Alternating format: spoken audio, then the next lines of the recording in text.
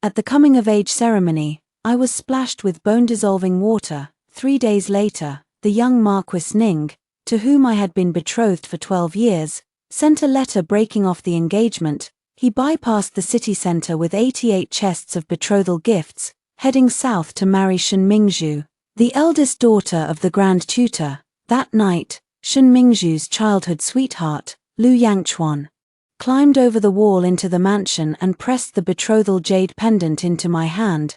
Tomorrow is the grand wedding. I will seek justice for you. As the red candles burned out, he gently stroked my scarred cheek and sighed softly. Our Yuan, in this state, looks more pleasing to the eye than all the noble ladies of the capital. Until 3 years later, I overheard him whispering to his secret guard outside the study. Did you measure the dosage of the bone-dissolving water I asked you to prepare accurately back then? The shadow guard hesitated and said, since your highness cares for the lady, why, Shen Mingzhu wants to marry into a noble family, so I'll help her remove the obstacles. His fingertips caressed the newly embroidered lotus pouch I had made. It's just that this pawn, the more I use it, the more I find myself reluctant to discard it, master. Just now Amber from the lady's side came to report that the lady seems to have some happy news and is on her way to tell you. Lu Yanchuan's fingers, which had been stroking the pouch, paused, and a shadow of gloom clouded his eyes. Happy news? What kind of happy news could there be? You know the secret of the bone-rotting water better than I do, not to mention anything else. Just the excessive amount of musk is enough to render her infertile, master. But if the lady is truly pregnant, wouldn't that be a joyous occasion? I don't understand why you're sighing like this. With a loud bang, the sound of something heavy hitting the floor echoed from the study. The shadow guard who had just been speaking was now kicked to the ground by Lu Yangchuan. Lu Yangchuan spoke with evident irritation. If she is truly pregnant, what she gives birth to will only be a stillborn or a monster. Regardless, I will not keep this child. Lu Yanchuan's cold voice sounded to me like a demon coming to claim my life. My body slid against the wall, nearly fainting on the spot. Just before the hidden guards could discover me, I practically scrambled and stumbled my way back to my room. I dismissed all the servants, not wanting them to see me in such a disheveled state. With tears welling in my eyes, the savior I thought had descended from heaven turned out to be the very demon who had pushed me into the fiery abyss. Everyone said I was lucky. Even with my ruined face, I could still marry Lu Yangchuan, the young general renowned for his military achievements, always clad in fine clothes and riding a spirited horse. But the truth turned out to be that, in order for his childhood sweetheart to marry into a wealthy family, he schemed to have me disfigured and the engagement called off. Every time I recall the focused expression on his face as he gently touched the scar on my cheek, I can't help but retch. In the middle of the night, I woke up from a nightmare, drenched in cold sweat. Lu Yangchuan beside me was also awakened, but he showed no trace of impatience, only gently holding my hand and soothing me softly. A Yuan, what's wrong? Did you have that same dream again? It's all right. Your husband is right here with you. No one will harm you. Noticing my stiffness, Lu Yanchuan's tone grew even gentler. Don't worry, a Yuan. In a few days, I'll request leave from the court. And then I'll take you to Jiangnan to relax and forget these painful memories. Looking into Lu Yanchuan's gentle eyes at this moment, I almost began to doubt whether what I heard in the study this afternoon was just an illusion. I caressed my still flat belly, unable to resist the urge to test him. Husband, if we were to have a child, would you be happy? Upon hearing this, Lu Yanchuan's body stiffened slightly, and a small frown unconsciously formed between his brows. But he quickly adjusted his expression, replacing it with one of delight, and said excitedly, that goes without saying. When a Yuan says this, could it be? He looked as if he was hoping for a pleasant surprise, but the scrutinizing glint in his eyes gave him away. I knew he was growing suspicious. But I wasn't ready to send the child away just yet, so I shot Lu Yangchuan a glare and said teasingly, I was just joking with you, my lord. Why are you taking it so seriously? Early the next morning, when I woke up, the bedding beside me was already empty. Lu Yangchuan must have gone to the military camp.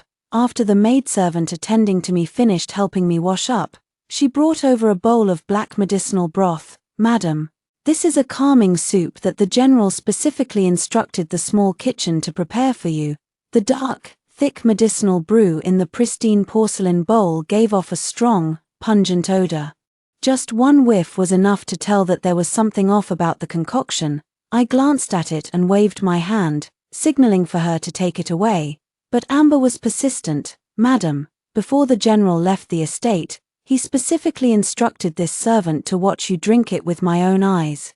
So he can rest assured, at this point, what else is there that I don't understand? No wonder I couldn't sleep soundly last night, in that half-asleep, half-awake state. I kept feeling as if someone was trying to grab my wrist. That person was incredibly strong, holding me so tightly that I couldn't move at all. Now I see it wasn't a dream after all. How could I have forgotten? Lu Yangchuan has been in the military for many years. While he may not be a master of medicine, he is more than capable of taking someone's pulse. I'm feeling a bit dizzy right now. Just leave it there for now, and I'll drink it later. I can't drink this bowl of soup. Since the incident at my coming-of-age banquet, my health has been deteriorating, and now it is far from what it used to be. When the doctor examined me, he once asserted that it would be very difficult for me to have my own child in this lifetime. This child is like the last glimmer of hope given to me by heaven. Moreover, I lost my parents at a young age and have no siblings. Now that I finally have my own flesh and blood, I must try even the slightest chance. After a long while, the respectful greetings of the servants could be heard outside the door. General, the lady is unwell and refuses to drink the calming soup. Understood. Bring the soup in, and you may leave. I quickly pulled the blanket over my head, pretending to be fast asleep. Lu Yangchuan sat down beside me, his cool fingers gently brushing over my cheek and lips, putting on a hypocritical show of affection. I instinctively turned my head away, but Lu Yangchuan's hoarse voice sounded in my ear. Is a Yuan awake? He affectionately scooped me into his embrace. Hearing Amber say you refused to drink the calming soup, that medicine was something I searched all over the capital to gather. Yuan, don't be stubborn, drink it obediently. All right. A chill ran through my heart at his words, but for the sake of the child, I had to force a smile. Husband, it's not that I refuse. It's just that the medicine is too bitter. Hearing this, Lu Yangchuan clapped his hands, and several maids entered the room carrying various sweets. Looking at me with perfect composure, I had someone prepare candied fruits earlier. A Yuan, don't be afraid, but I still don't want to drink it. Lu Yangchuan's eyes darkened, his voice carrying an undeniable sense of pressure. Yuan, be good, my patience has its limits too. With that, he pinched my chin and poured the entire bowl of medicinal soup into my mouth. Cough, cough. The bitter medicine made me choke, bringing tears to my eyes as I covered my throat, coughing uncontrollably. Lu Yangchuan, however, thought I was trying to spit out the medicine, his smile gentle yet cruel. Yuan, if you dare to spit out the medicine, I will feed it to you again. Realizing that this child could not be saved after all, I could only swallow both my tears and the bitter medicine. At midnight, I was suddenly awakened by a sharp pain. Opening my eyes, I saw the bedding beneath me stained with a pool of blood. My lower body was still bleeding profusely, and I wanted to wake Lu Yangchuan beside me, only to find he wasn't there. The empty bedding felt cold to the touch. He had left at some point without my notice. In the midst of the pain, I roused my personal maid, Zhu Qing, who was by my side. She had grown up with me, and I trusted her the most. Zhu Qing ran out with an anxious look on her face, only to return with a worried frown. Miss, the courtyard outside Bihua Garden is densely surrounded by servants. They said no one is allowed to leave unless the general gives the order. Another wave of intense pain struck, and I barely managed to speak through gritted teeth. Why, they said the lady of Ningho is about to give birth tonight, and the general has taken all the personal guards from the mansion to Ningho's residence to ensure her safety. Now the general's mansion is short on manpower, and the general is worried that something might happen to the young lady here. So he ordered the servants to guard this place without leaving even a step, then have the people outside invite a physician to treat me. Just as they were speaking, Amber, who had been outside all along, came running in. Madam, I have spoken to them, but they simply refused to agree. The pain in my abdomen felt as if a knife were twisting inside me. I clutched the bedding beneath me tightly, and in my despair, I could hardly catch my breath. It was at that moment I realized that Lu Yanchuan's so-called concern for me was nothing more than fear that I might harm Shen Mingzhu if I discovered the truth. A bitter smile spread across my lips. Lu Yangchuan, you are so cruel. Another wave of overwhelming pain struck, and I passed out. By the time Lu Yangchuan returned to the mansion with his personal guards, I had already been unconscious for a full day and night. In my dazed state, I heard someone speaking. How dare you? What did I tell you?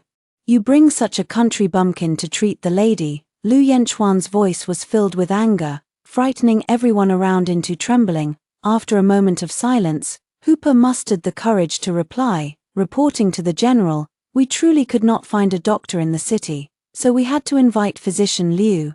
Lu Yangchuan paused, suddenly recalling that this morning, Lord Ning had ordered all the city's doctors to remain on standby at the Marquis's residence. His tone softened for a moment. If anything happens to my wife, I will hold you accountable. When I opened my eyes, Lu Yangchuan was staring blankly at the bed canopy. Seeing me awake, he smiled with relief. Yuan, you're finally awake. How are you feeling? I ignored him, turned my face away, and called for Zhu Qing, but Amber beat me to it. Madam, you're awake. Would you like some water? I'll pour it for you right away. I shook my head. After a day and night of screaming, my throat now ached sharply even when I swallowed. I just want to see her. Only with her by my side can I feel at ease. Seeing the strange expressions on their faces, a faint unease stirred within me. So I called for Zhu Qing even louder, yet after a long while, she still hadn't appeared. Strange, Zhu Qing is my personal maid, always by my side. What could have happened today? Amber looked at me, then turned to Lu Yangchuan. Only after he nodded did she say to me in a trembling voice, Madam, Zhu Qing is gone. What did you say? I sat up almost immediately, a sharp pain tearing through my abdomen, which had just started to feel better. Today, Sister Zhu Qing had no choice but to throw herself onto the guard's blade in order to get a doctor for you.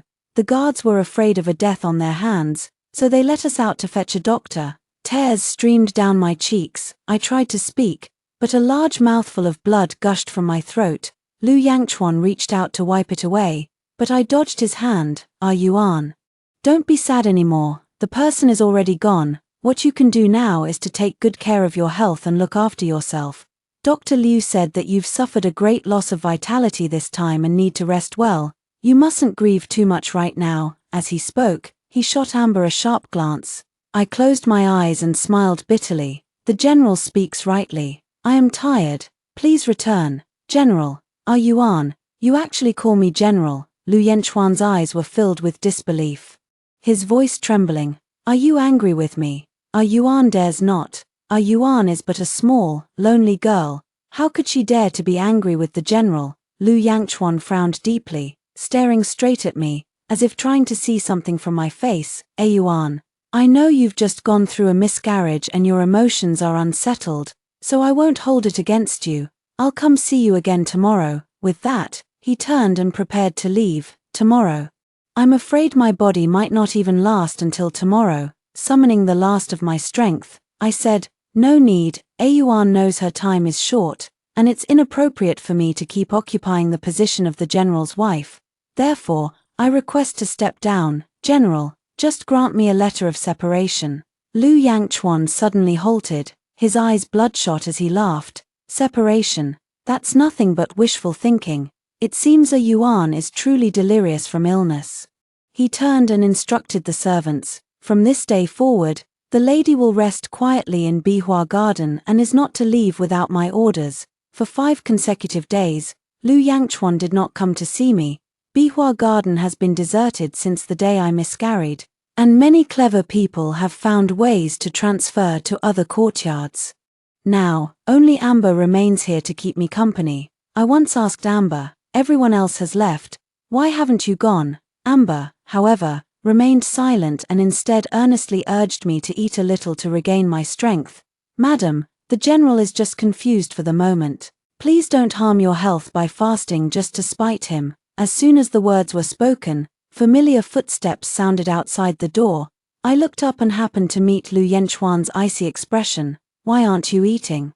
I didn't want to pay him any mind and turned to walk toward the inner room, but he suddenly grabbed my wrist with a fierce grip, the force so great it felt as if he wanted to crush the bone. "Song Yuan, I am speaking to you." I felt the pain, but gritted my teeth without uttering a sound. This body was already riddled with wounds, and my heart had been torn to shreds by him.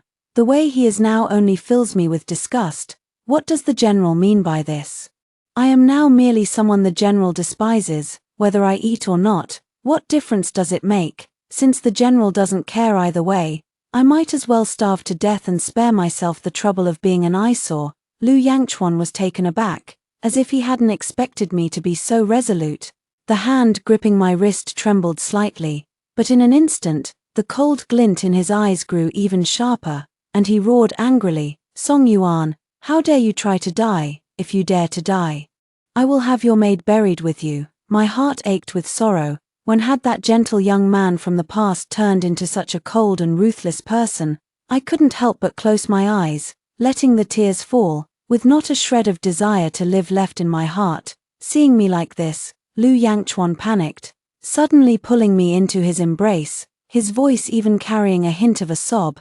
"Yuan, don't be like this. Don't degrade yourself, I beg you." I struggled to break free from his embrace, staggering back a few steps, glaring at him angrily. "Degrade? How dare you mention the word degrade to me? If it weren't for you back then, how could I have been disfigured? How could I have been rejected in marriage, and fallen to such a state?" Mentioning the past, the wound in my heart seemed to tear open again, blood gushing out. "You already know everything." Lu Yenchuan's face turned deathly pale. He opened his mouth, wanting to defend himself, but found himself at a loss for words.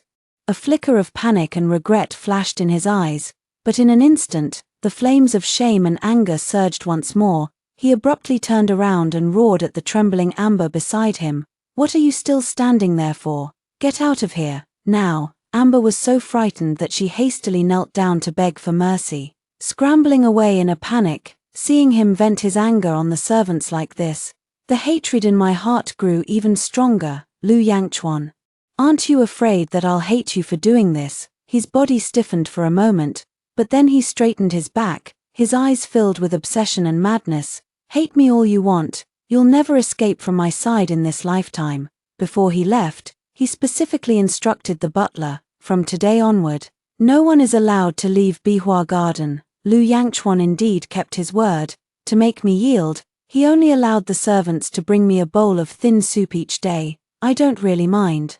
Anyway, this body won't last much longer. It's just hard on Amber, watching her grow thinner day by day while I can do nothing about it. That night, Amber suddenly developed a high fever. Seeing her increasingly faint breathing, I understood that if she wasn't treated promptly, she might not make it either. The gatekeeper would never let us out, so in desperation, I set the bed curtains on fire.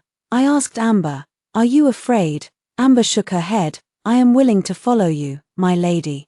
Even unto death." Tonight, with the moon dark and the wind high, if a fire breaks out in Bihua Garden, the guards at the gate will surely open the courtyard gate to come in and extinguish the flames.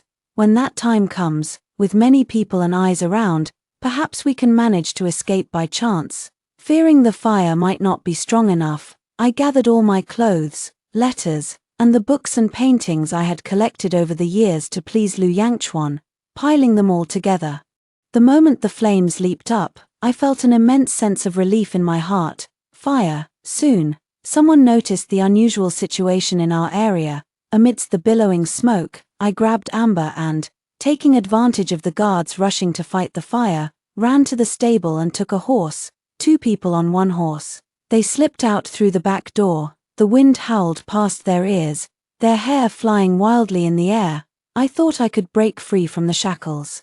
But the urgent sound of hoofbeats behind me rang out like a death curse. I dared not stop, gripping the horse's sides even tighter. Lu Yenchuan's voice, however, carried by the wind, reached my ears. "Song Yuan, if you stop now, I can let bygones be bygones." Hearing this, my heart trembled, in almost the blink of an eye. He had already caught up to me. Lu Yenchuan's face was as dark as a hellish demon. reining in his horse, the bow and arrow in his hand gleaming coldly under the moonlight.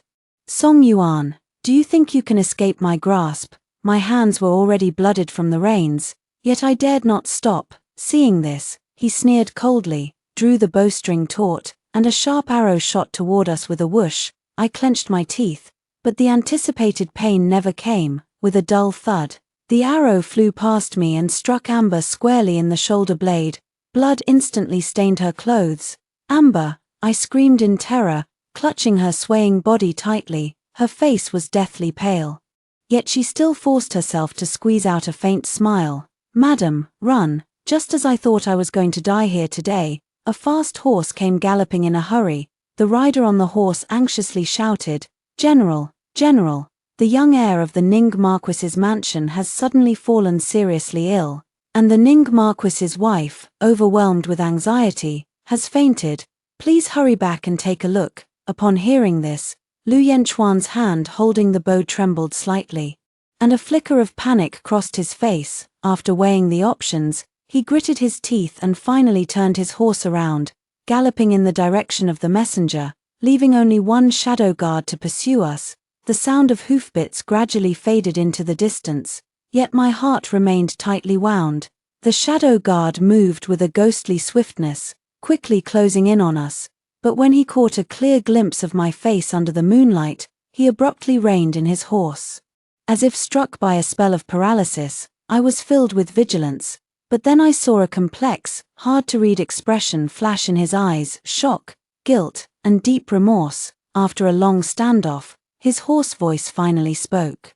Go. I didn't ask why, because I had also recognized him as the hidden guard who had been speaking with Lu Yangchuan in the study. He harmed me once, and now letting me go can be considered as balancing the scales. I'm just very curious. Given Lu Yanchuan's temperament, what should his fate be? As if sensing my confusion, the hidden guard slowly spoke. You need not worry. After you leave, I will find 2 similar corpses to take your place. Once they are treated with bone-dissolving liquid, the master will naturally be unable to tell the difference. Madam, do not look back again. Find a safe place and live well. I gazed at him, a tumult of emotions swirling in my heart, 1,000 words choked in my throat, but in the end, I simply gave a slight nod, tightened my hold on Amber, and spurred my horse into a gallop once more. I did not know what awaited us on the road ahead, but this time, I would never look back. When Lu Yangchuan rushed frantically to the Ning Marquis's estate, Shun Mingzhu was soothing the infant who had just been crying incessantly. Seeing Lu Yangchuan in such a hurry, Shun Mingzhu felt smug inside, but she still feigned a worried expression on her face. Yangchuan, what's wrong with you? I specifically told them to remind you not to rush too much. Only then did Lu Yangchuan realize that he had broken out in a cold sweat on his forehead at some point. It must have been from chasing Song Yuan. But there was no need for Shun Mingzhu to know about these things. He deliberately changed the subject lightly, only asking the young prince if there was still any discomfort. Just as they were speaking, footsteps suddenly sounded outside the door. It was his shadow guard. The shadow guard requested an audience outside the door, likely meaning Song Yuan had been captured. Lu Yanchuan's tightly furrowed brows relaxed slightly, and he unconsciously let out a sigh of relief. A secret thrill flickered in his heart. Song Yuan truly could not escape his grasp. The shadow guard was just about to report, Master, the madam. Before he could finish his sentence, Lu Yangchuan interrupted him. There's no need to tell me all that. First, take them to the dungeon and treat them as prisoners. Lu Yangchuan idly twisted his ring. Let her reflect on her actions there. The shadow guard realized that Lu Yangchuan had misunderstood and wanted to say more, but was sharply reprimanded. If you say another word, you'll join them in the dungeon. Seeing this, the shadow guard had no choice but to retreat. For 2 consecutive days, Lu Yangchuan deliberately ignored Song Yuan, showing no concern for her affairs. On this day, Lu Yangchuan came as usual to accompany Shun Mingzhu. While holding the little prince, he was tugged at by a piece of jade pendant. The jade pendant was exquisitely crafted, having been commissioned by Song Yuan from the finest master in the capital. Taking 3 months to complete, she even made a special trip to the Ganya temple to have it blessed. all for the sake of protecting his safety. Yet it was this very Song Yuan, who loved him so deeply, who dared to run away and leave him without permission. At this thought, a flicker of mockery flashed in Lu Yanchuan's eyes. Seeing this, Shen Mingzhu hurriedly tried to snatch it back, but Lu Yangchuan smiled indifferently and said, "It's fine, since the little prince likes it. I'll give it to him as a gift." However, just as Lu Yangchuan untied the tassel hanging from his clothes, the little prince let go. There was a crisp crack sound, and the jade pendant actually split open. Suddenly, a trace of unease flashed through Lu Yanchuan's heart. As if something precious was about to slip away from him, he hastily summoned his subordinates, his tone filled with anxiety and irritation. "How is Song Yuan doing now?" The guard in charge of the dark cell was unaware of Song Yuan's status in Lu Yanchuan's heart, so he casually replied, "Don't worry, General, that person hasn't eaten or drunk anything, and with their injuries, they'll be obedient within 3 days." Upon hearing this, Lu Yangchuan felt even more troubled. Strange. Why is it that Song Yuan is the one suffering, yet he feels so restless inside? Lu Yangchuan closed his eyes, then opened them again, and finally spoke as if in compromise, "Enough. Find a doctor to treat her." Outside the dungeon, Lu Yangchuan was leisurely sitting in a chair, drinking tea, looking at Song Yuan, motionless in the cell. He couldn't help but feel a flicker of satisfaction. "Song Yuan, you've finally met your day." But looking at her frail figure, he thought again that if Song Yuan would just soften up and beg him, he would take her out. The scenery in Jiangnan is just perfect. Once she has recovered, he will take her down to Jiangnan.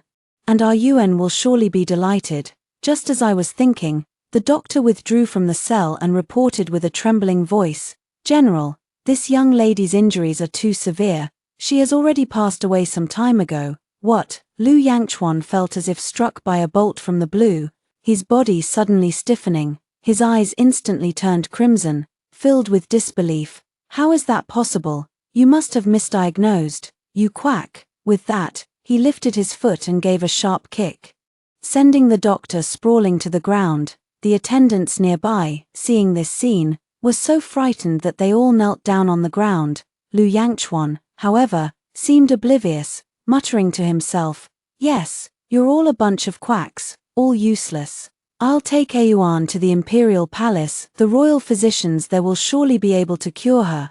Like a soulless shell, he picked up Song Yuan's already ice-cold corpse in a daze and sprinted all the way. Charging straight toward the imperial palace, the palace gates trembled under Lu Yanchuan's impact, yet he paid no heed, pleading only for the emperor to send the best imperial physician to save her. Seeing him in such a disheveled and frantic state, the emperor was furious at his lack of restraint and rebuked him loudly. "Snap out of it, stop this madness at once." But Lu Yangchuan, lost in his own obsession, turned a deaf ear to the emperor's scolding. He simply held Song Yuan tightly, tears streaming down his face as he wept with heart-wrenching sorrow. "Don't be afraid, Yuan, your husband will take you home now." After returning to the mansion, Lu Yangchuan had someone prepare an ice coffin. The coffin was made exceptionally large, big enough to hold 2 people, and indeed, that was exactly what Lu Yangchuan intended. After carefully placing Song Yuan inside, he lay down beside her. "Ah Yuan, it's all my fault, my dear husband, but it's all right, from now on.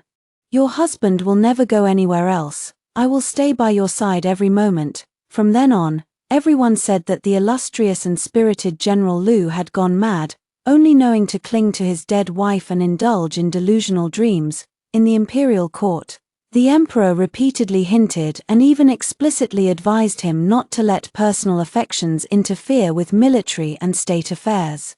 Yet, Lu Yangchuan seemed to have lost his mind and paid no heed at all.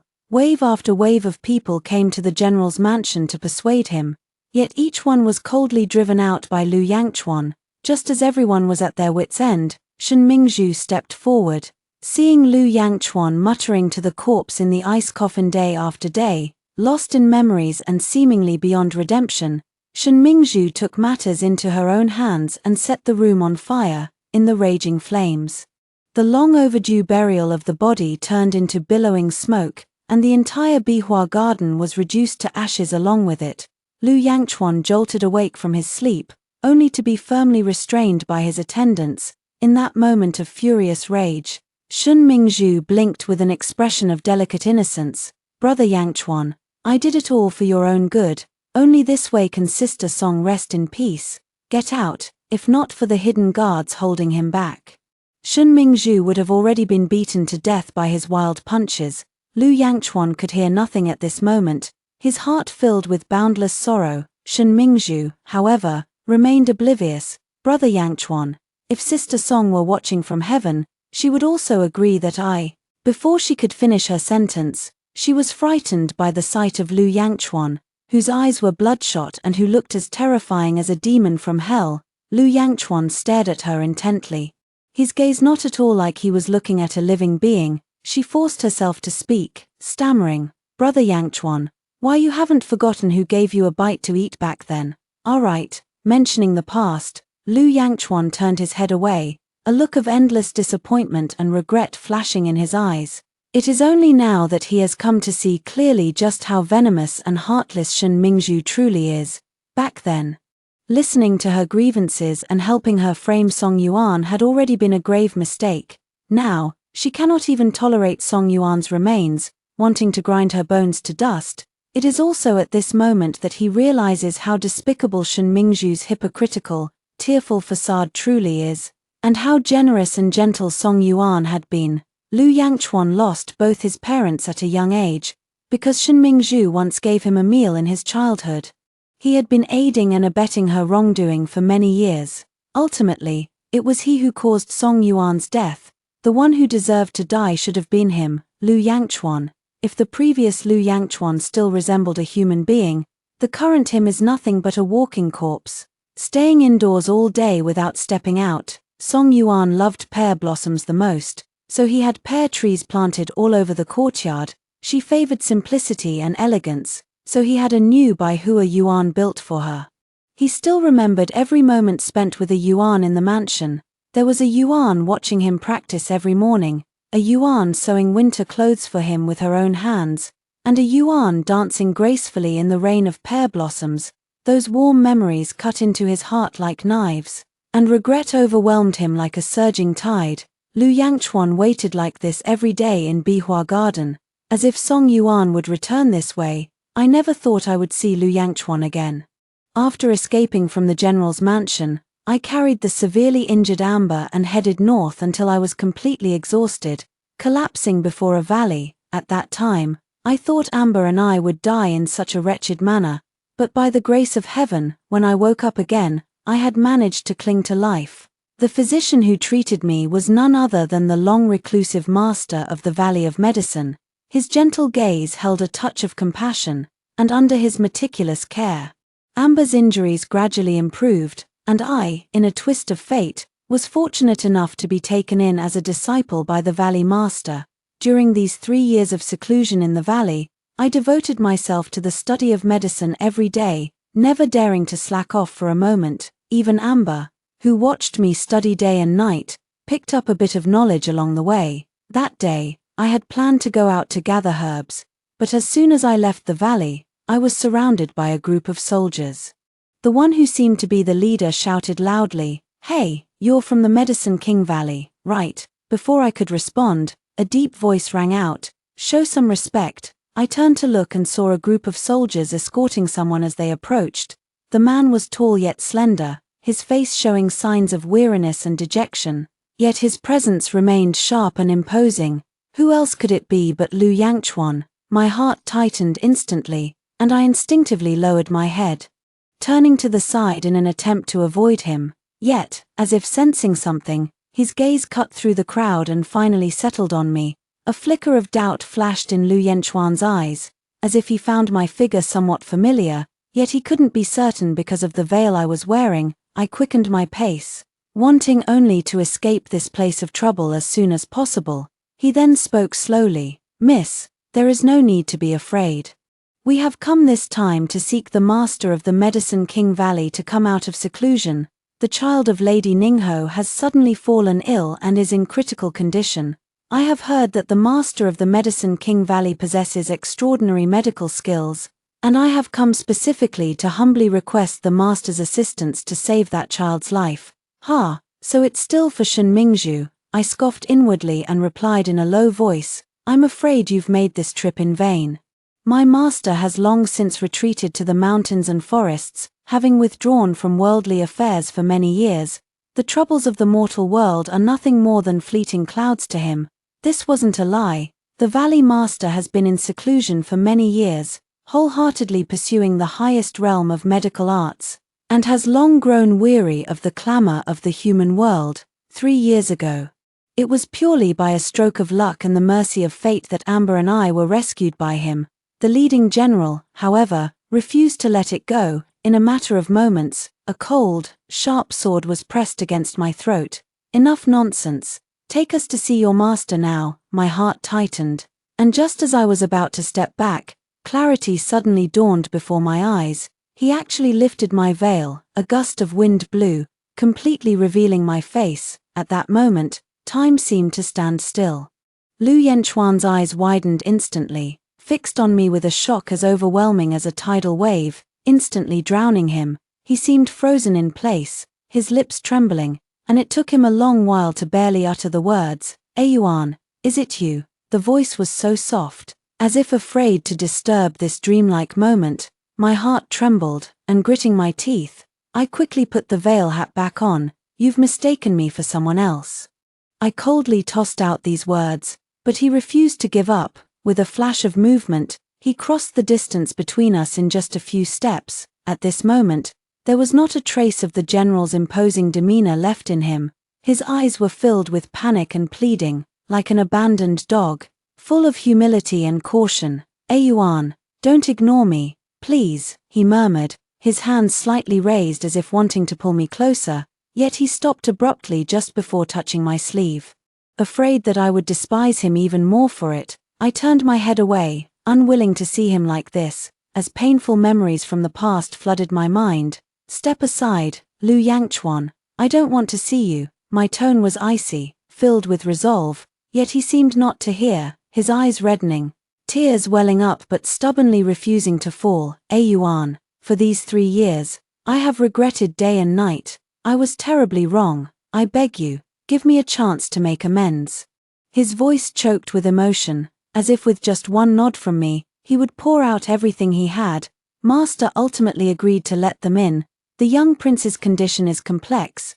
Master said it will take some time to study before he can emerge from seclusion. During this period, Lu Yangchuan and his group stayed in the Valley of the Medicine King. In these days, Lu Yangchuan seemed like a different person. Every morning, he would take his attendants to the medicinal fields to help with the work weeding, watering, and fertilizing. He performed each task with meticulous care, showing no trace of a general's airs. I took all of this in, yet my heart remained undisturbed. That day, as I was reading medical texts in my room, I heard a commotion outside the door. It was Amber speaking. General, what are you doing here? My lady does not like strangers approaching her room. Lu Yangchuan, being scolded like this, showed not a hint of anger. Seeing me come out, his face instantly lit up with delight.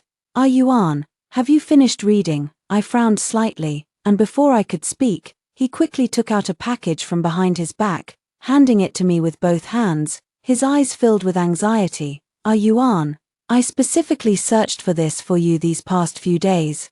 I remember you used to love the Osmanthus sugar cakes from the shop at the street corner, and these ancient medical texts. I thought they might be useful for your study of medicine. As he spoke, he carefully observed my expression, afraid that I would refuse. Yuan, I truly know I was wrong. Please give me another chance. Okay, Lu Yangchuan, enough. I couldn't bear it any longer and interrupted him. This sugar cake was indeed what Song Yuan loved 3 years ago. But that Song Yuan is already dead. She died on the night you personally killed our child. Because of your inability to distinguish right from wrong and your aiding of the wicked, that Song Yuan was disfigured, had her engagement broken off, suffered a painful miscarriage, and was ultimately buried forever in a sea of flames. You ask me to give you a chance, but who will give me a chance? Why is it that when you don't love me, you cast me aside like worn-out shoes, and when you change your mind, you expect me to come running back to you? Lu Yangchuan, what do you take me for? Looking back on the past, I truly didn't want to get entangled with him anymore, so I turned around and closed the door. He never came to find me again until we set off back to the capital. When we arrived at the Ningho mansion, Shen Mingzhu was by the bedside, holding the frail heir in her arms and weeping. Seeing Lu Yangchuan return, she quickly flashed a smile, though her gaze flickered with a hint of hostility when it landed on me, before anyone could exchange pleasantries. Shen Mingzhu began to make trouble. She straightened the hem of her clothes, walked gracefully up to me, her eyes filled with arrogance and disdain, and commanded in a haughty tone, "You lowly commoner, upon seeing the wife of a marquis, why do you not kneel and pay your respects at once?" I was wearing a veil hat, so she did not recognize me. This was merely an attempt to assert her authority in front of others. "Shen Mingzhu, you're still so impatient." Before I could speak, a figure swiftly stepped in front of me like a gust of wind. I looked up. It was Lu Yangchuan. His face was terrifyingly dark, his voice as if laced with frost. "Shen Mingzhu, don't go too far. This is the last time I'll help you." With just one sentence, her expression changed. Shen Mingzhu widened her eyes, seemingly unable to believe that Lu Yangchuan would publicly reprimand her so harshly. Her lips trembled slightly, and she mumbled as if trying to say something to save face. But when she met Lu Yangchuan's icy gaze, she swallowed her words. Lu Yangchuan slightly turned his body, his gaze passing through the veil of the hat to look at me. Though I couldn't clearly see his eyes, I could sense the concern within them. He said softly, "Don't be afraid, miss, I'm here." After speaking, he turned back to face Shen Mingzhu, his tone growing even colder and harsher. "This young lady is a divine physician I went through great pains to invite to treat the young master. Are you deliberately making things difficult in order to delay his condition?" Shen Mingzhu's face turned pale, then flushed red. She glanced at the strange looks from those around her, knowing full well that if she continued to make a scene now, she would only end up in an even more embarrassing situation. So, she forced a faint smile and pretended to be gentle, saying, I was just too anxious for a moment. Please don't blame me, General." Lu Yangchuan snorted coldly, ignoring her any further, and turned to me, saying, "Miss, please come with me to see the young master." I nodded slightly and followed him to the bedside. After nearly a month of treatment, the young prince's illness was finally cured. I also planned to return to the Medicine King Valley, but just as I was about to board the carriage, my vision suddenly went dark. When I woke up again, Lu Yangchuan was sitting by the bed, looking at me tenderly. Seeing me awake, he smiled and said, "Awake, Yuan. Your husband has prepared your favorite meal for you." My heart skipped a beat as I looked around. The familiar furnishings made me realize this was the general's mansion. I glared at Lu Yangchuan and demanded, "Why did you bring me back here again?" Lu Yangchuan slightly furrowed his brow, a trace of helplessness flickering in his eyes. After a moment of silence, he slowly spoke, "Yuan, I know you are determined to leave, but I truly cannot let you go, if you insist on leaving. I'm afraid your master might." "Lu Yangchuan, how could you be so despicable?" He turned his head away, not daring to meet my gaze, yet his tone remained firm. "Yuan, I just want you to stay by my side. As long as you stay, I will definitely protect you." Filled with anger yet helpless, I could only suppress my thoughts of escape for the moment and follow him out of the room. Along the way, I noticed that the decor of Bihua Garden remained as it always had been, and even the courtyard had been planted with my favorite pear blossoms at some point. A gentle breeze swept by, scattering petals like a dream, yet this beautiful scene felt like a mockery in my eyes at that moment. In the evening, Lu Yangchuan ordered a lavish feast to be laid out, all dishes I once loved. Seizing the moment when he was off guard, I discreetly poured the poison I had prepared into his wine glass. Lu Yangchuan turned around holding the soup bowl, unaware of anything unusual, and smilingly placed the soup in front of me, saying softly, "Yuan, try this and see if it suits your taste." Suppressing my nervousness, I nodded slightly and raised my hand to pass the wine cup to him. "General, today is a reunion after a long separation. Let's have a drink." He obediently took the wine glass and downed it in one gulp. Moments later, as the drug took effect, he staggered, his face showing shock, pain, and disbelief. Yuan, you actually poisoned me. Seizing the opportunity, I stood up, drew the sword from his waist, pressed it against his neck, and said coldly, Lu Yangchuan, you have driven me to this point, do not blame me for being heartless. With that said, I held him hostage and walked step by step toward the outside of the mansion. Along the way, no one dared to step forward and stop me. Once outside the mansion gate, I pushed him to the ground. He looked at me, his eyes filled with pain and pleading. Yuan, are you really going to be so heartless? What must I do for you to forgive me? I took a deep breath. I want everyone who has harmed me to receive the punishment they deserve, especially Shen Mingzhu. If you truly have a heart of repentance, prove it with your actions, otherwise, there is no possibility left between us. With those words, I turned and walked away quickly, never looking back. A month later, the mechanisms outside the Valley of Medicine suddenly activated, emitting a series of heart-palpitating noises. Hearing the sounds from within the valley, a sense of foreboding surged in my heart. I hurried to the valley entrance, and the sight before me instantly stunned me. I saw Lu Yangchuan standing in the midst of the mechanism array with Shen Mingzhu and a group of shadow guards, all in a sorry state. His body swayed unsteadily, his light-colored robes already soaked through with blood. Fierce wounds tore through his flesh, blood gushing out in torrents, staining a patch of the ground crimson. Even though his breath was as faint as a wisp, his eyes still held a stubborn glint, fixed unwaveringly on the direction of the valley. Shen Mingzhu followed beside him. Her once beautiful and captivating face was now covered in horrifying scars, her skin ulcerated and gruesome from the effects of the bone corrosion powder. She hung her head low, her eyes filled with regret and pain. Her body trembling, with none of the arrogance and domineering she once had. The group of shadow guards were also covered in wounds, with several of them so severely injured that they could barely stand. Lu Yangchuan saw me, his pale lips struggling to form a faint smile, and he said hoarsely, Yuan, I've brought them to atone for their sins. Before he could finish speaking, he was seized by a violent coughing fit. Vomiting a large mouthful of blood, Shen Mingzhu fell to her knees with a thud.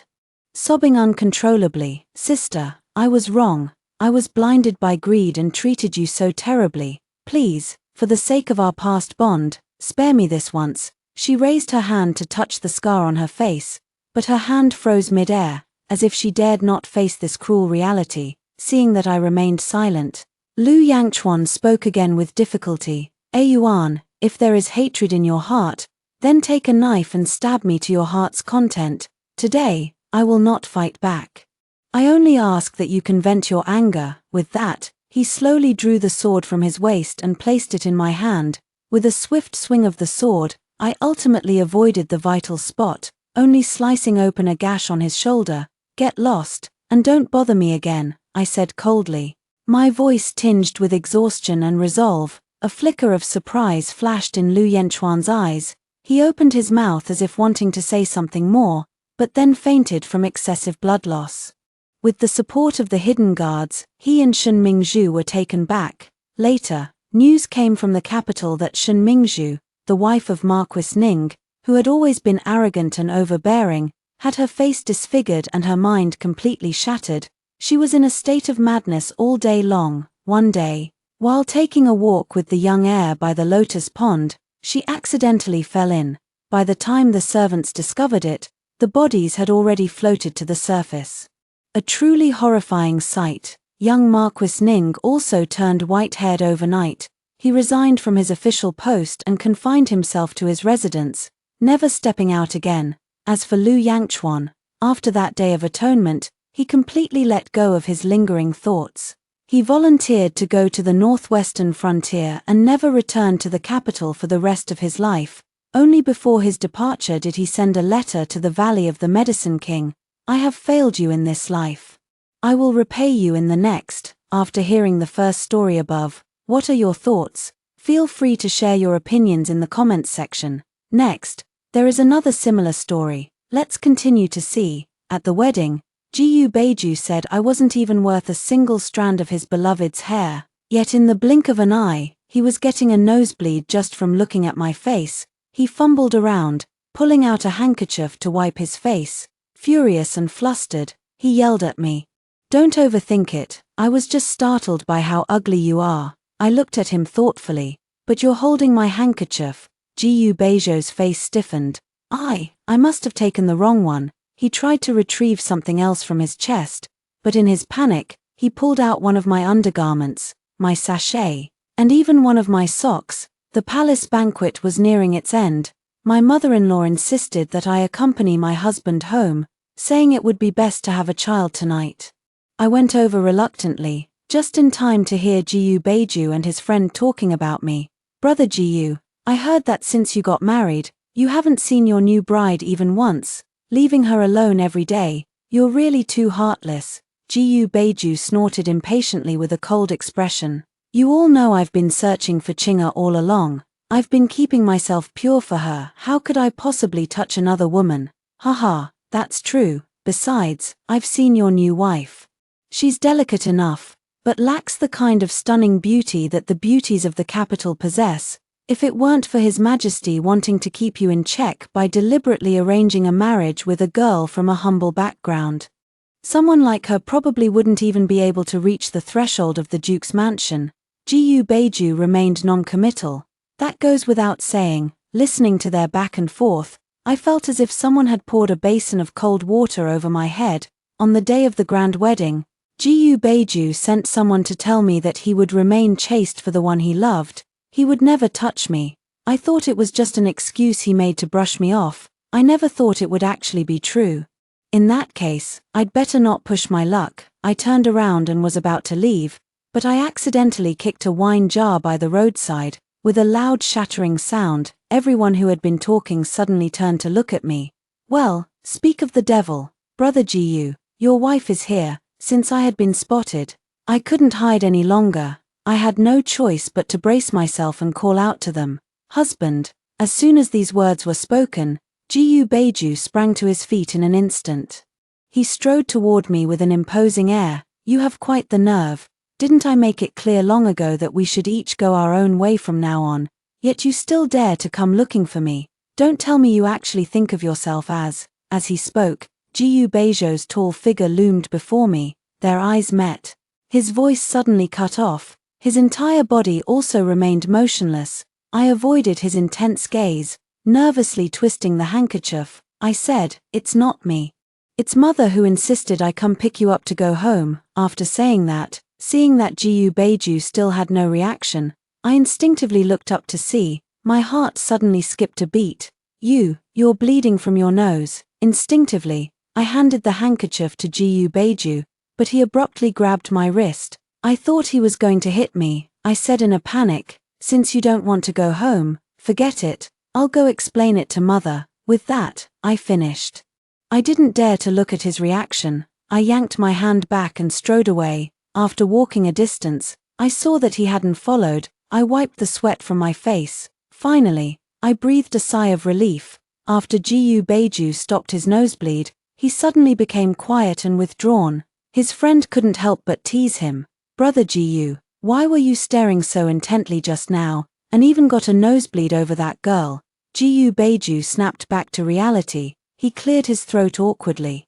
"It's all her fault for seducing me. Didn't you see her batting her eyes at me? She even wore my favorite jasmine fragrance.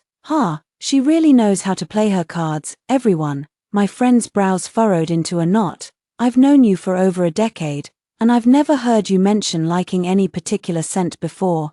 TSK, I think you've been acting really strange ever since you met her. You're not going to pull a love at first sight like Brother Lu, are you?" Gu Beiju anxiously stood up. "How could that be? Her, of all people. She's just got slightly bigger eyes, a slimmer waist, fairer skin, and a more pleasant voice. What's there to like about her?" The more he spoke, the hoarser his voice became, fumbling to pick up the bowl and drink, but it was snatched away by a friend. "This is mine." The friend sighed and patted his shoulder. "It's good that you can understand this, but you must hold your ground. Don't be like Brother Lu, who swore a solemn oath when he got married, only to turn around, strip down, and seduce someone else, with his pants pulled so low they barely covered his butt. Now he has no standing at home at all. He's practically an obedient dog." Gu Beiju declared with conviction. I would never be like him, that's good. I just saw her crying, wiping her tears. You must not soften your heart, or all our previous efforts will be wasted. As the words fell, Gu Beizhou's smile vanished completely, his hand, hanging at his side, clenched into a fist. The mentioned Lu Xiao didn't feel embarrassed at all. Instead, he said proudly, now that I have a wife, why should I care about status? Think about it. Why didn't she choose someone else to be her dog? It's because she likes me, isn't it? As for you, brother Gu, I think it's high time you moved on. The whole repaying a life-saving favor with marriage thing happened 10 years ago. Who knows? Maybe they're already married with kids running all over the place. You should cherish the person right in front of you. I think your sister-in-law is quite nice. As soon as these words were spoken, the person beside him quickly nudged his arm, whispering, keep it down, or he might get angry with you. Everyone knows how devoted he is to that Chinga. Getting him to give up on her would be like expecting the sun to rise from the west. Just as the two were muttering, Gu Beizhou murmured to himself, I think so too. The next second, the whole world fell silent. His friend looked at him in disbelief. Brother Gu, what did you say? Gu Beizhou turned to look at the guard beside him. What did you say? The suddenly addressed guard looked utterly bewildered. What? Mother has urgent business and is calling me home. My apologies to everyone. I must leave now. Let's gather another day. Gu Beizhou spoke as he hurriedly walked out.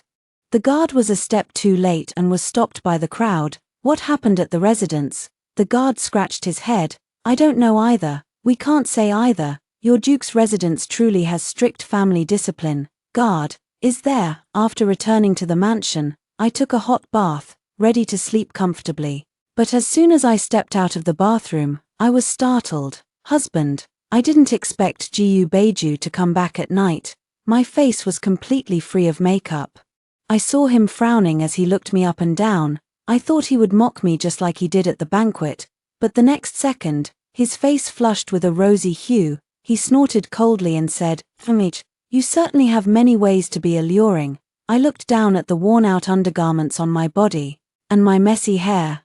Me. Before I could even ask, he has already sat down. Since mother asked you to find me, you must have something to say to me. Seeing him get straight to the point, I decided to be direct as well. Mother says the Duke's estate cannot be left without an heir, so she wants us to have a child soon. Gu Beizhou let out a cold laugh. You think you can have one just because you want one? Do I seem like such a casual person? I quickly nodded and turned to look for the small booklet I had just collected. I know my husband has someone in his heart, so naturally I dare not harbor any delusions, but my mother has pointed out a clear path, and I think it's worth a try. I hurriedly turned around, wanting to show the booklet to Gu Beizhou, but I was startled by the scene before me.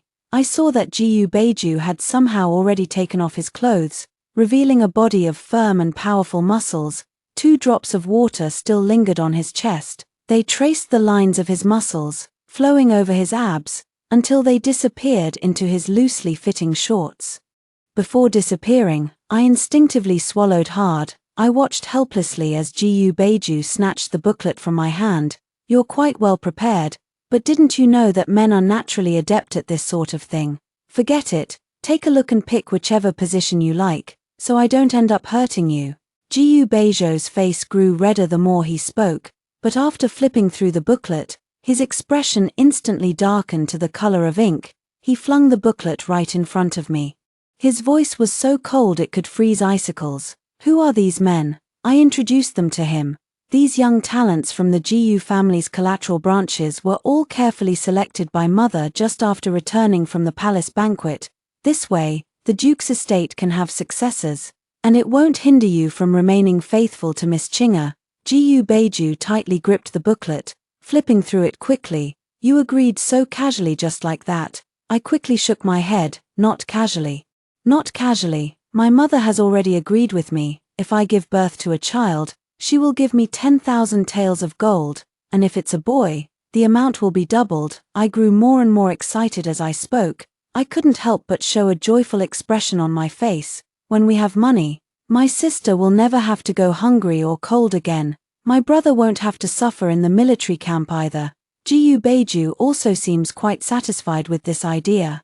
Pacing back and forth in the room with hands on hips, nodding repeatedly. Good, good, good, husband, you also think the idea is excellent, right? Then hurry up and choose one. However, the next second, Jiyu Beiju actually tore the booklet to shreds. He suddenly pressed me against the wall. With one hand braced beside my neck, his eyes were bloodshot as he stared at me. Lin Jiyu, have you forgotten? I'm a normal man. If I want a child, I can have one myself. Seeing that I was completely stunned, Jiyu Beiju softened his tone a little and said, understood. I pondered for a moment, nodded heavily. In this way, Jiyu Beiju also breathed a sigh of relief. He glanced meaningfully in the direction of the bed.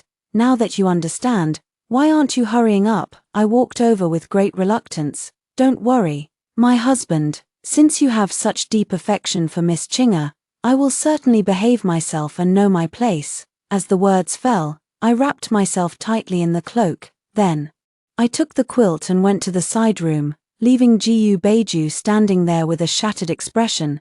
It is often said that it is difficult to go from luxury to frugality. That night, I barely slept in the damp and humid side room, but as luck would have it, the next day I had to attend a family banquet hosted by the Prime Minister's residence. I could only apply thick layers of powder to my face, yet it still couldn't cover the dark circles under my eyes. As I was about to leave, I happened to brush past Jiyu Beiju, suddenly hearing him say, dressed up so beautifully for what? Afraid people won't know you're a stunning beauty.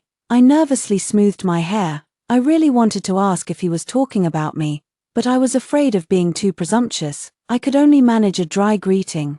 Does my husband intend to accompany me to the Prime Minister's residence for the family banquet? He didn't even bother to look at me. Do I have that much free time? Upon hearing these words, I nodded to indicate that I understood. Then I turned and left. Little did they know. Jiyu Beiju thought for a moment and then added, however, since you're new here, I imagine you can't handle such a situation alone. If you insist on me going with you, it's not impossible, but this is just a one-time thing. After all, I'm very busy, and I can't always take leave from the government office just to accompany you to banquets. At this point, Jiyu Beiju cleared his throat. He turned his head away with an embarrassed expression. By the way, about last night, I'm not blaming you, but what was the deal with leaving me all alone? Don't you know that making a baby takes two people working together? But when he turned back around, there was no one behind me anymore. The Prime Minister's residence. I stood by the lake, drenched from head to toe. All around, waves of mocking laughter rose and fell. Indeed, coming from a humble background, she only knows these lowly tricks. Who is she putting on this seductive act for in front of everyone? If she didn't have these tricks, how could she have lured Brother Beiju into her room? What a shameless wretch. The thought of 10,000 taels of gold disappearing without a trace, and then being humiliated by the romantic debts stirred up by Jiyu Beiju, it made my blood boil. You keep talking about us being from a humble background, but is the conduct of your noble families any more honorable, Miss Su? Shouldn't you explain why you tripped me just now? Su Jinyu rolled her eyes at me. Stop making false accusations. Who can you blame if you can't even walk steadily yourself? Are you saying I tripped you? Do you have any proof? Did you see it, or did you see it? She fearlessly questioned. Yet among so many people, not a single one dared to respond. They all averted their gazes. I was so angry that my blood boiled, but powerless. Indeed, she is the legitimate daughter of the Prime Minister. Who would dare to oppose her for my sake, fawning on the powerful and trampling on the weak? Human nature has always been this way. Things have come to this point. To prevent Su Jinyu from doing something even more extreme to me, I hugged myself tightly and turned to leave. Since the Prime Minister's residence does not welcome me, there is no need to send invitations to the Duke's residence in the future. Yet Su Jinyu blocked my way, refusing to let the matter go. What do you think you are? Meddling in the affairs of the Duke's residence? Do you truly see yourself as the future lady of the estate? With your background, you are not even worthy of tying my shoes. Come over here and stop her. Don't let her leave, and call everyone from the front yard to come and see. As the words fell, two maids immediately stepped forward to hold me down. They raised their hands to tear at my clothes. In that moment of utter despair, a tall figure suddenly rushed out from the crowd. He kicked Su Jinyu into the river. Jiyu Beiju pointed at Su Jinyu and said, in broad daylight, "What nonsense are you spouting? If she's not the wife of the heir, then are you? Damn it, the uglier they are, the more they stir up trouble. If you're so eager to be seen, then stand in the lake and let everyone look at you." As he spoke, he didn't forget to call out to the guards beside him, "Throw everyone who just laid a hand or spoke a word into the water. No one is allowed to come up without my permission." As the words fell, a chorus of startled cries immediately erupted from the surroundings. Immediately, Jiyu Beiju wrapped me in his cloak, he picked me up horizontally, and strode outside, cursing all the way. "Are you a steamed bun that anyone can step on?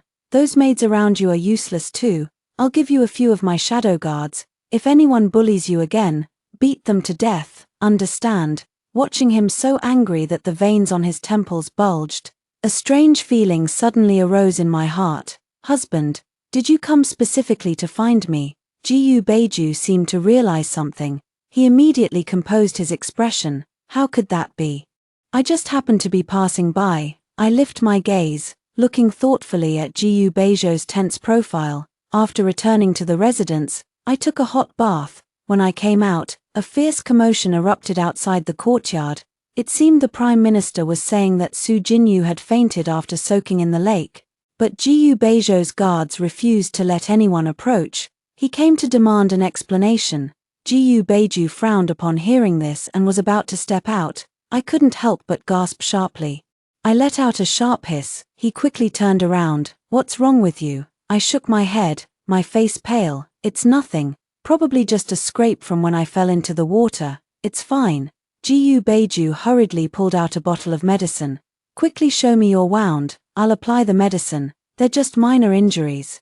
How could I trouble my husband? "Stop the nonsense. Hurry up." Under his insistence, I had no choice but to carefully untie my belt and take off my outer garment.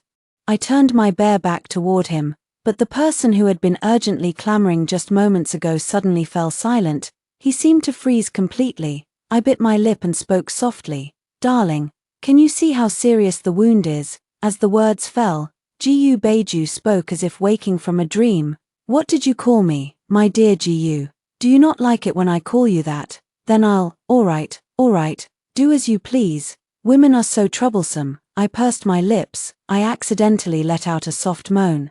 "It hurts so much. How many more times do I need to apply the medicine before it heals?" Jiyu Beiju's scorching fingertips traced along my back. His voice was hoarse. "At least 3, 4, 5, or 6 more times." After all that commotion, I heard that when Su Jinyu was fished out of the water, she was almost gone.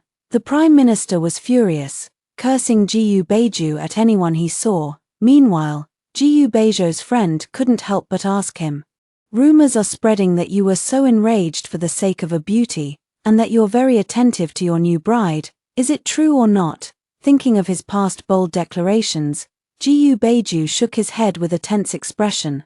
"What nonsense are you talking about?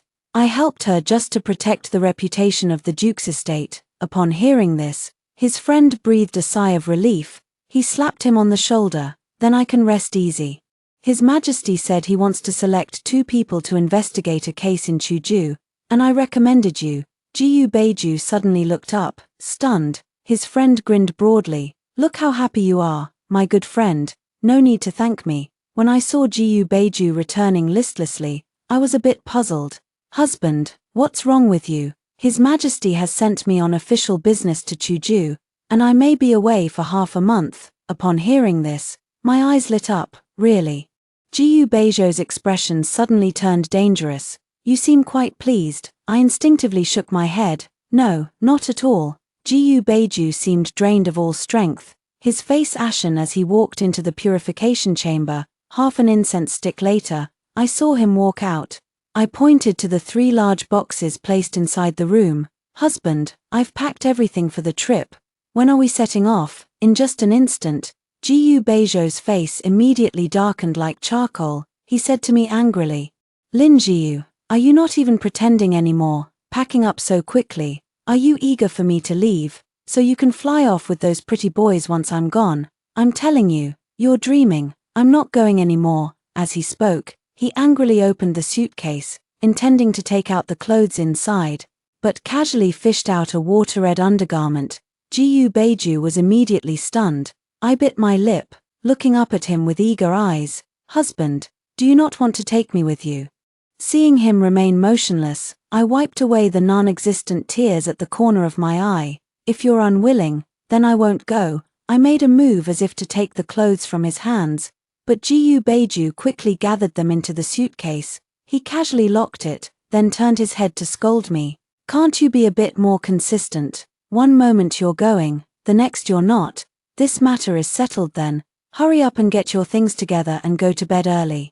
We're setting off first thing tomorrow morning." The next day, everyone was a bit stunned when they saw me and Ji Beiju appear together. His brother pulled him aside. He asked with a furrowed brow, "Didn't you go out just to avoid her? Why did you bring her along?" Ji Beiju looked troubled. "You know how women are, they can be so clingy, crying and making a fuss. I really had no choice." At this moment, a guard nearby couldn't help but interject, "If the lady didn't get up this morning, why did you insist on carrying her away? Couldn't you just let her sleep at home?" As the words fell, a friend looked at Ji Beiju with a meaningful expression. Ji Beiju's face flushed red and then turned pale. He let out two awkward laughs. "Yeah, how come I didn't think of that? This departure was too sudden. I didn't have time to prepare anything for my brother who was in the military camp, so I decided to make him a set of clothes on the way, just as we were about to reach our destination." The clothes were finally finished, but when I woke up, it was gone. I got up and was about to go out to look for it, but then I saw Ji Beiju walking into the carriage. "How did you know my birthday is coming up? And you even prepared a gift for me?" I looked at the clothes that were almost bursting from his chest muscles. I wiped the cold sweat from my forehead. "Is it a bit too tight? Maybe you should take it off, and I'll make some adjustments for you." Ji Beiju's face flushed from the tightness, uncomfortably shifted his shoulders, loosened his collar and said, "No need, I think it's just right." After going out, everyone was staring at Ji Beiju. "Brother Ji, that outfit you're wearing, you think it looks good too?" "Ah." Lin Jiu insisted on making it for me. I couldn't refuse. "And the sachet at your waist." Although Ji Beiju tried his best to suppress the upward curve of his lips, a smile still escaped from the corners of his eyes. "She made this too, and it's quite thoughtful. I've always said she's quite skilled, haven't I?" This time, she insisted on coming with me and spared no effort to please me. How could she possibly like me so much? As the words fell, everyone had just arrived at their destination. A figure shot out like an arrow from a bow. Little brother, sister, watching the embracing siblings, the friend who had been holding back laughter finally couldn't help but say, "Brother Ji, I wanted to mention earlier that the character embroidered on your sachet happens to mean younger brother in the local dialect, and besides, this outfit of yours seems more suitable for her brother to wear, doesn't it?" Upon hearing this, Ji Beiju, his smile instantly froze on his face. That night, I had a long conversation with my brother. I went back and fell asleep as soon as I hit the bed. In a half-asleep, half-awake state, I suddenly felt a bit cold. I groggily opened my eyes, directly meeting Ji Beiju's sinister gaze. He stood by the bedside, looking down at me from above. His expression was so cold it seemed like icicles could fall from it. "Did you sleep well?" I jolted awake in an instant. You already know, actually. The clothes were originally made for my brother. If you like them, I can always make another set for you." Ji Beiju looked even angrier. "I don't want to use leftover fabric from others, and your craftsmanship isn't that great either. Who would even want it?" Seeing that he was genuinely angry, I stood up to pull him back. "Darling Ji, I didn't mean to do it on purpose. Please don't be angry anymore." "Okay." As I moved, the blanket covering me slipped off, revealing the sleeveless nightgown I had made myself. The next second, Ji Beiju seemed to freeze completely. He stared straight at me. 2 streams of nosebleed flowed down. He fumbled in a fluster, pulling out a handkerchief from his chest to wipe it, explaining with a flushed and anxious face, "Don't overthink it. I was just startled by you, trying to seduce me by wearing so little. How could you even think of that?" I stared at him for a long moment. Speaking weakly, But it seems you're holding my handkerchief. Gu Beizhou's face stiffened. I must have taken the wrong one. He tried to take something else from his chest. But in his panic, he pulled out one of my small garments, my sachet, and even one of my socks. I froze for a moment. I looked up at Gu Beizhou in confusion. My red lips parted slightly. Gu Lang, do you like me? It's been half an hour since Gu Beizhou rushed into the purification room. I yawned and called out to him. Husband, the medicine on my back needs to be changed.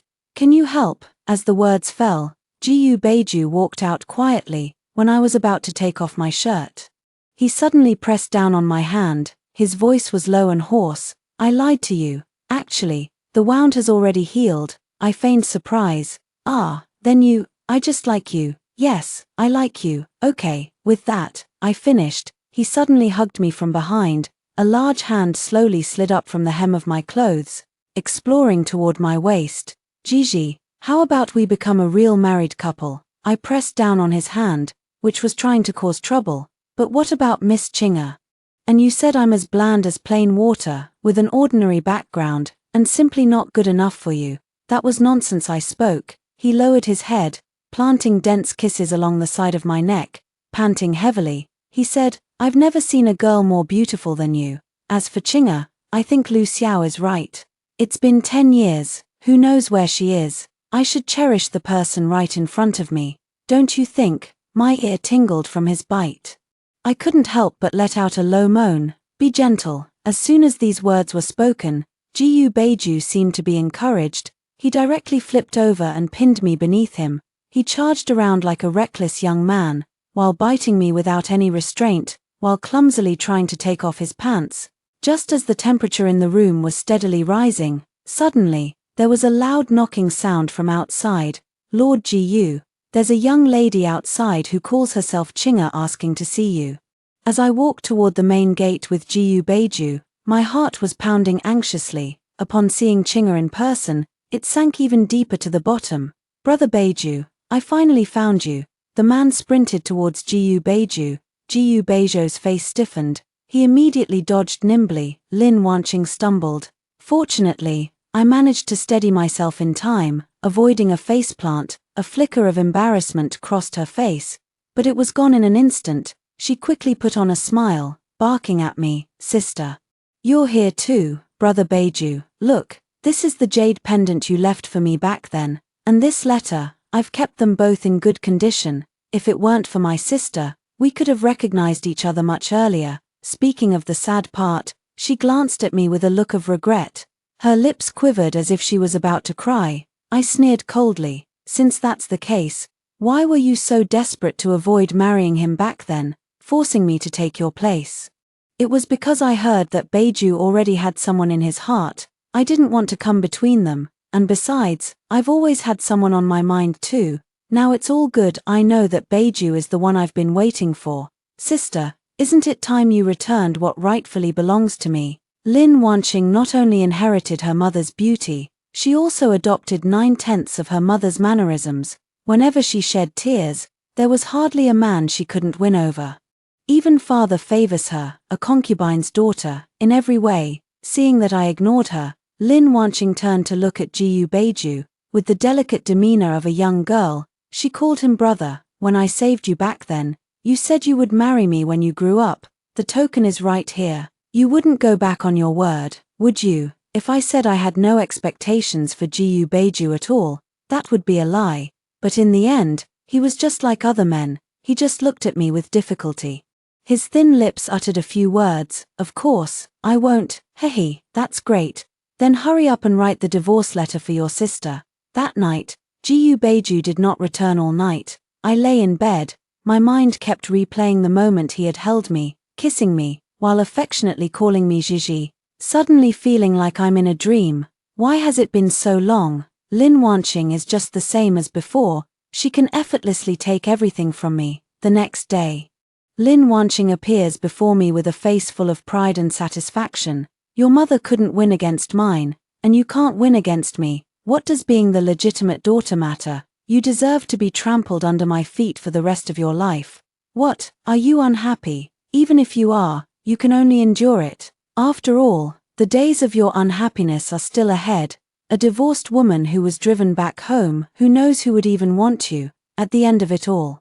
Lin Wanqing couldn't help but laugh out loud. I forced myself to suppress the bitterness in my heart. Not willing to be outdone, I said, "Don't get too cocky yet, it's still anyone's game." "Ha, still talking tough even when death is at your doorstep. In terms of looks, you can't compare to me, and talent even less so. What, you don't actually think Jiyu Beiju would choose you, a plain-looking woman, over me, do you?" As the words fell, footsteps could be heard outside the door. Lin Wanqing quickly changed her sharp and sarcastic expression and went to greet them. Very soon, her movement to pounce forward halted abruptly. "Brother Beiju, what's wrong with you?" Jiyu Beiju was sitting in a wooden wheelchair. Hands and feet were wrapped in bandages, said weakly, "It's nothing, just a minor injury from official duties last night. The matter of separation will have to be postponed for a while." Lin Wanqing probably never expected that the duck that was already in her mouth could still fly away. She was stunned for a long moment. She forced a smile and nodded. Of course, health comes first." In the following days, she kept finding various excuses to fawn over Jiyu Beiju. As for me, she was busy packing up valuables and fine belongings. She exchanged everything that could be converted into silver notes. That evening, Lin Wanqing suddenly cornered me in the courtyard. "Sister, can we talk?" I frowned slightly. I didn't know what there was to talk about with her. He turned sideways to avoid it. But Lin Wanqing suddenly fell to the ground. Her almond-shaped eyes immediately welled up with tears. She questioned me with a hoarse, desperate voice. "Sister, why did you push me?" At the same time, the sound of the wheelchair rolling came to a stop at the entrance of my courtyard. "What happened?" "Woo-woo, Brother Beiju, please don't blame my sister. She has never liked me since we were young, so it's only natural for her to treat me this way. Since my sister is so narrow-minded and can't even tolerate your savior, you might as well just let me go." Watching Lin Wanqing employ her usual tricks, I helplessly lowered my head, a performance full of flaws. Yet it works every single time, especially when Jiyu Beiju questioned me with a serious expression. This only further confirmed it. "Gigi, did you force her to say that?" I wanted to explain, but my words were drowned out by Lin Wanqing's loud sobbing. "Brother Beiju, don't blame sister. She must have resorted to this because she couldn't bear to part with the title of the princess consort. She tried to harm me as soon as I arrived. How could I dare to marry you, since that's the case? I'll just consider you my brother-in-law from now on." "That's a great idea." Jiyu Beiju finished speaking. Lin Wanqing abruptly stopped her tears. She looked at him in disbelief. Even I was stunned. The next second, just a moment ago, he was wrapped up like a mummy, as if he would be bedridden for the rest of his life. Jiyu Beiju quickly removed the bandages from his hands and feet. His arms were healed, his legs were no longer lame. He strode up to me. "Darling, why are you still standing there? She said she doesn't want to marry me, so we don't need to separate." With that, I finished. He spun me around in his arms, then he cupped my face. He took several sips. Lin Wanqing cried out in surprise. "No, Brother Beiju, I was just saying that earlier. Ahem, that's not right of you. By seniority, you should call him brother-in-law now." Lin Wanqing was so shocked she couldn't catch her breath. She suddenly collapsed to the ground. This time, she really fainted, as soon as Lin Wanqing woke up. She came to settle the score with me. "I don't care what tricks you used. Give Jiyu Beiju back to me now." I remained silent, simply watching her calmly. Lin Wanqing glared fiercely and said, "If only I had poisoned you along with your mother back then." Hearing her mention my mother, I finally couldn't hold back. I pushed her down, slapping her face again and again. Just as blood seeped from the corner of Lin Wanqing's mouth, she suddenly shouted behind me, "Beiju, she's bullying me. Are you really going to spend your life with such a vicious woman?" Amid Lin Wanqing's gloating expression, I looked at Jiyu Beiju with a pitiful expression. "Husband, my hand hurts." The next second, Jiyu Beiju did not scold me harshly as Lin Wanqing had expected. Instead, he affectionately tapped my nose. "Naughty, using such force, how could it not hurt? You don't even know to use a tool." Lin Wanqing was completely stunned. "Jiyu Beiju, I am your savior, is that so?" But I had someone investigate, and you can't swim at all. How could you have saved me from the river? You investigated me. A flicker of guilt flashed in Lin Wanqing's eyes, but she quickly returned to normal. Don't you remember these tokens? You gave them to me with your own hands. Jiyu Beiju looked at her as if she were a dying person. Not with my own hands, I secretly slipped them under her pillow, but thanks to you. Otherwise I wouldn't have found out so quickly that Gigi is the person I've been looking for. Back when I returned to the Lin family from the countryside estate, my father locked me in the woodshed for half a month, accusing me of bullying my half-sister. It was the dead of winter, with heavy snow falling. I was running a high fever that wouldn't break. After waking up, I forgot many things that had recently happened. Lin Wanqing was dissatisfied that I hadn't served enough time in confinement. I asked my father for my status as the legitimate daughter, and my name. Originally, I was called Chinga back then. Jiyu Beiju pointed at Lin Wanqing, who was scared out of her wits, and asked me, Gigi, how do you want to deal with her? My memory goes back to the past, when I was a child. She loved locking me in the woodshed the most. It was dark and cold inside, so, let's lock her in the water dungeon.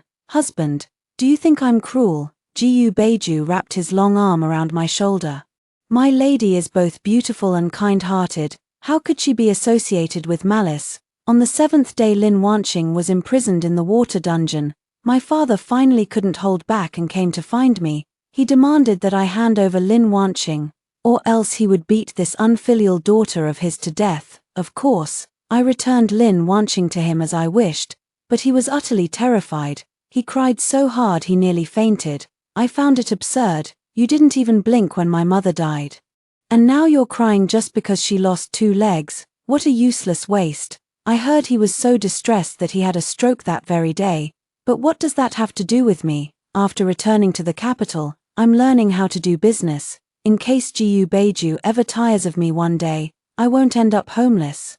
The only thing that troubles me is, he always follows behind me like a tail. This day, Jiyu Beiju's good friend invites him out for a drink. He refuses without a second thought. I'm not going. Gigi is so clingy, she can't bear to be apart from me for even a moment. I looked down at the person whose fingers were twisted around mine like a pretzel. My face was full of speechlessness. Who's the one clinging to whom? Really, he cannot receive my signal at all. Instead, it became even more intense. He took my hand and placed it on his lower abdomen. Gee, I've been working out diligently lately. Feel my abs, they're not just 6-pack anymore. They're 8-pack now. Aren't they really firm? I glanced at the servants in the mansion. I quickly withdrew my hand. What are you doing in broad daylight? If you have nothing better to do, drink more hot water. Jiyu Beiju was indeed obedient. He drank a whole glass of water, then he began to squirm around. He pulled open his collar, revealing a large expanse of chest muscles. It's so hot. What did you add to it? I couldn't help but punch him. Jiyu Beiju, that's enough. Evening. I was learning bookkeeping at the table. Jiyu Beiju was exercising in the room. Every time he passed by me, he would lose one piece of clothing. Not long after, he began exercising on the bed. The vigorous movements made the bed creak loudly. At the same time, some strange low panting sounds were also emitted. I rubbed my burning earlobes, unable to bear it any longer. I walked over. I saw that Jiyu Beiju had even lost his pants. All that remained on his body was a brocade quilt covering his lower abdomen. He struck a seductive pose, inviting me. I forgot to tell you, my cat can do backflips. Want to see? I crossed my arms. My gaze drifted downward. Is that cat you mentioned under the covers? Jiyu Beiju saw my serious expression. He pursed his lips. With reddened eyes, he said, I hate that you're such a blockhead. I couldn't help but let out a fat laugh. I put down the bed curtain and slipped inside. All right, I was just teasing you. Hurry up and let your cat out so I can see it. It turns out, Jiyu Beiju's cat is indeed quite interesting. After hearing the 2 stories above, what are your thoughts? Feel free to share your opinions in the comments section. Looking forward to hearing from you. If you liked this story, don't forget to like it, share it, and subscribe to my channel. See you next time.